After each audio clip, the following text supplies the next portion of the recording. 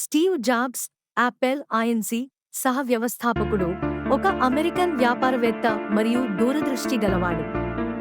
ఫిబ్రవరి 24, 1955న కాలిఫోర్నియాలోని San ఫ్రాన్సిస్కోలో జన్మించిన అతన్ని Paul మరియు క్లారా జాబ్స్ దత్తత తీసుకున్నారు.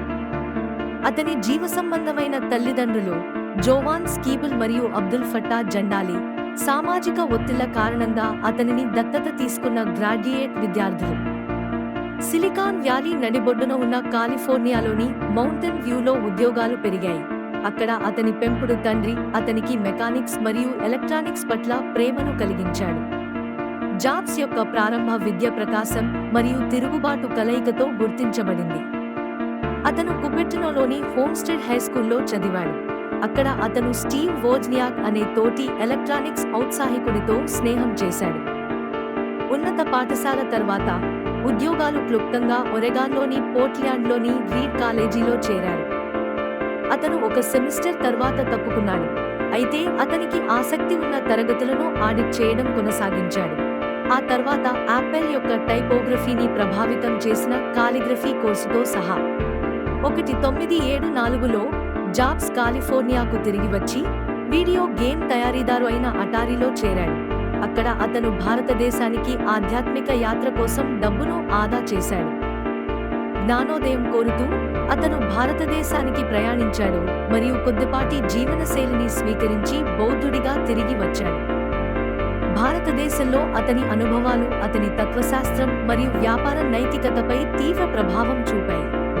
1976లో జాబ్స్ మరియు వోజ్నియాక్ జాబ్స్ గ్యారేజీలో ఆపిల్ కంప్యూటర్ను స్థాపించారు. కంప్యూటర్లను కేవలం కార్పొరేషన్లకే కాకుండా వ్యక్తులకు అందుబాటులో ఉంచాలనే లక్ష్యంతో. వారి మొదటి ఉత్పత్తి యాపిల్ ఐ, ఒక బేర్ సర్క్యూట్ బోర్డ్. తదుపరి యాపిల్ II 1977లో ప్రారంభించబడింది. ఇది వినియోగదారు స్నేహపూర్వక ఇంటర్ఫేస్ మరియు ఆకర్షణీయమైన డిజైన్కు ప్రసిద్ధి చెందింది. ఇది వ్యక్తిగత కంప్యూటర్ విప్లవానికి నాంది పలికింది. ఆపిల్ 1980లో పబ్లిక్గా మారింది. జాబ్స్ను 25 ఏళ్ల వయసులో లక్షాధికారిని చేసింది. అయినప్పటికీ విజయం దాని సవాళ్లు లేకుండా లేదు. 1983లో జాబ్స్ పెప్సికో నుండి జాన్ స్కల్లీని యాపిల్ యొక్కగా నియమించుకున్నాడు. మీరు మీ జీవితాంతం చక్కెర నీటిని విక్రయించాలనుకుంటున్నారా లేదా మీరు నాతో వచ్చి ప్రపంచాన్ని మార్చాలనుకుంటున్నారా అని అడిగారు. 1985లో యాపిల్ నుండి జాబ్స్ తొలగించబడటానికి దారితీసిన అధికార పోరాటానికి దారితీసిన భాగస్వామ్యం దెబ్బతింది. నిరుత్సాహపడకుండా జాబ్స్ విద్య మరియు వ్యాపార మార్కెట్ల కోసం హై-ఎండ్ కంప్యూటర్లను రూపొందించడంపై దృష్టి సారించి నెక్స్ట్ ఐఎన్సి స్థాపించింది. నెక్స్ట్ కంప్యూటర్లు సాంకేతికంగా అభివృద్ధి చెందినప్పటికీ అవి వాణిజ్యపరంగా విజయవంతం కాలేదు. ఇంతలో జాబ్స్ 1986లో లూకాస్ఫిల్మ్ నుండి ది గ్రాఫిక్స్ గ్రూప్ను కొనుగోలు చేసింది. తరువాత పిక్సర్ అని పేరు మార్చబడింది. జాబ్స్ నాయకత్వంలో పిక్సర్ కంప్యూటర్ యానిమేటెడ్ చిత్రాలకు మార్గదర్శకత్వం వహించింది.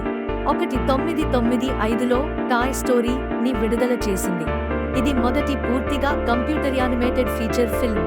ఇది క్లిష్టమైనది మరియు వాణిజ్య విజయం. 1996లో యాపిల్ని కొనుగోలు చేసింది. అతను సహస్థాపించిన కంపెనీకి జాబ్స్ను తిరిగి తీసుకువచ్చింది. అతను 1997లో తాత్కాలిక CEO మరియు ఆ తర్వాతగా నియమించబడ్డాడు. ఇది నాటకీయ మలుపుకు దారితీసింది. జాబ్స్ విజన్ మరియు డిజైన్ ఫిలాసఫీ ఆపిల్ను పునరుజ్జీవింపజేసింది. అతను 1998లోని పరిచయం చేశాడు. ఇది వినూత్నమైన డిజైన్ మరియు వాడుకలో సౌలభ్యం కారణంగా విజయవంతమైంది. జాబ్స్ నాయకత్వంలో యాపిల్ 2001తో సహా అద్భుతమైన ఉత్పత్తుల శ్రేణిని ప్రారంభించింది. ఇది సంగీత పరిశ్రమలో విప్లవాత్మక మార్పులు చేసింది. 2007లో ఐఫోన్, ఇది మొబైల్ ఫోన్లను మల్టీఫంక్షనల్ డివైజ్లుగా మార్చింది మరియు స్మార్ట్ ఫోన్లకు ప్రమాణాన్ని సెట్ చేసింది. మరియు 2010లో ఐప్యాడ్, ఇది వినియోగదారు ఎలక్ట్రానిక్స్ యొక్క కొత్త వర్గాన్ని సృష్టించింది. సొగసైన డిజైన్, సహజమైన వినియోగదారు ఇంటర్ఫేస్లు మరియు హార్డ్వేర్ మరియు సాఫ్ట్వేర్ యొక్క అతుకులు లేని పర్యావరణ వ్యవస్థపై జాబ్స్ దృష్టి ఆపిల్ను ప్రపంచంలోని అత్యంత విలువైన కంపెనీలలో ఒకటిగా మార్చింది. అతను తన ఖచ్చితమైన ప్రమాణాలు మరియు తరచుగా డిమాండ్ చేసే నిర్వహణ శైలికి ప్రసిద్ధి చెందాడు. ఇది స్ఫూర్తిదాయకంగా మరియు భయపెట్టేదిగా ఉంటుంది.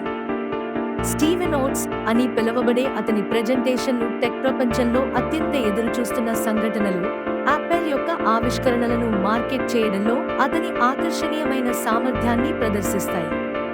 అతని వృత్తిపరమైన విజయాలు ఉన్నప్పటికీ, జాబ్స్ గణనీయమైన ఆరోగ్య సవాళ్లను ఎదుర్కొన్నాడు.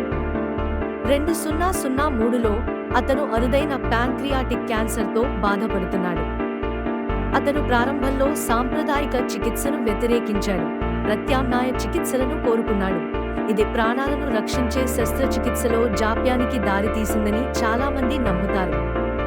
2004లో జాబ్స్కు విజయవంతమైన శస్త్రచికిత్స జరిగింది, అయితే అతని ఆరోగ్యం బలహీనంగా ఉంది. అతను అనేక వైద్య సెలవులను తీసుకున్నాడు మరియు ఆగస్టు 2011లో అతను ఆపిల్ యొక్క CEO పదవికి రాజీనామా చేశాడు, టిమ్ కుక్కు పగ్గాలను అప్పగించాడు. స్టీవ్ జాబ్స్ అక్టోబరు 5, 2011న 56 సంవత్సరాల వయస్సులో కన్నుమూశారు. సాంకేతికత, వినోదం మరియు రూపకల్పనపై ఆయన చూపిన తీవ్ర ప్రభావాన్ని ప్రజలు ప్రతిబింబించినందున అతని మరణం ప్రపంచవ్యాప్తంగా దుఃఖాన్ని నింపింది. జాబ్స్కు అతని భార్య, లారెన్ పావెల్ జాబ్స్ మరియు వారి 3 పిల్లలు, అలాగే మునుపటి సంబంధం నుండి ఒక కుమార్తె ఉన్నారు. ఉద్యోగాల వారసత్వం చాలా విస్తృతమైనది. అతను వ్యక్తిగత కంప్యూటింగ్, డిజిటల్ మీడియా మరియు మొబైల్ కమ్యూనికేషన్ యొక్క సంభావ్యతను ముందే ఊహించిన మార్గదర్శకుడు. పరిపూర్ణతపై అతని పట్టుదల మరియు ప్రపంచాన్ని మార్చే సాంకేతికత శక్తిపై అతని నమ్మకం పరిశ్రమపై చెరగని ముద్ర వేసింది. యాపిల్, పిక్సార్ మరియు నెక్స్ట్ అన్ని ఆవిష్కరణ మరియు శ్రేష్ఠత కోసం అతని కనికరం లేని డ్రైవ్ నుండి ప్రయోజనం పొందాయి. సారాంశంలో, స్టీవ్ జాబ్స్ జీవితం అసాధారణ విజయాలు మరియు వ్యక్తిగత సవాళ్ల సమ్మేళనం. ఒక గ్యారేజీ నుండి అతని ప్రయాణం